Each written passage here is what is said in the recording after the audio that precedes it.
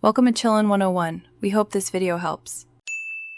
You start by launching Wallpaper Engine right away. This gets the app indexed and ready. Once open, make sure Steam Overlay is enabled so workshop pages load inside the client. You should also confirm workshop access in settings so community content appears. These steps matter because Wallpaper Engine pulls thousands of wallpapers from Steam Workshop. Skipping indexing or overlay prevents browsing. Now that the app is running and permissions are set, you're ready to search and filter content efficiently. You type specific keywords or tags into the search box to narrow results, including resolution or style helps. Once results appear, apply the filters. Choose animated versus static, set minimum rating and target resolution like 1920x 1080 to avoid mismatch.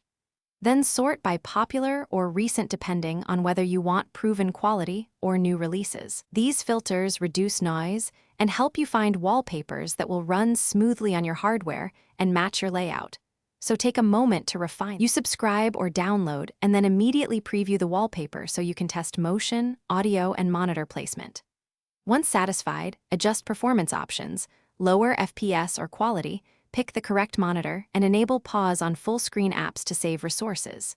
If a wallpaper fails, restart Wallpaper Engine and Steam, verify files through Steam's properties, or reduce quality.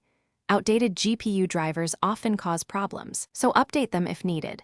These final checks ensure stability and smooth visuals on your desktop. Thanks for watching. Consider subscribing if we helped you.